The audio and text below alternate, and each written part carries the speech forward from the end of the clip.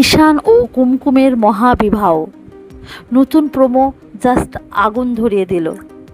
কুমকুম সিরিয়ালে আবারও আসছে ধামাকা বিয়ের পর্ব। নতুন প্রোমোতে দেখা যায় ঈশান ও কুমকুমের বিয়ে হচ্ছে। এমনই একটা স্বপ্ন দেখে ঈশানের মা, আর সেটা দেখে ভয় পেতে শুরু করে, বলে এ আমি কি দেখলাম।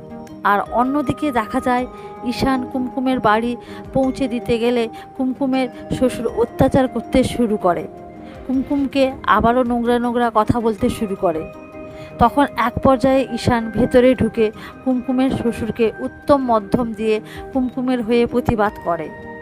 ঈশান সবার সামনেই কুমকুমকে বলে, আমি তোমাকে রক্ষা করতে চাই, আমি তোমার দায়িত্ব নিতে প্রস্তুত কুমকুম, আমি তোমাকে বিয়ে করতে চাই, তুমি কি আমাকে বিয়ে করবে?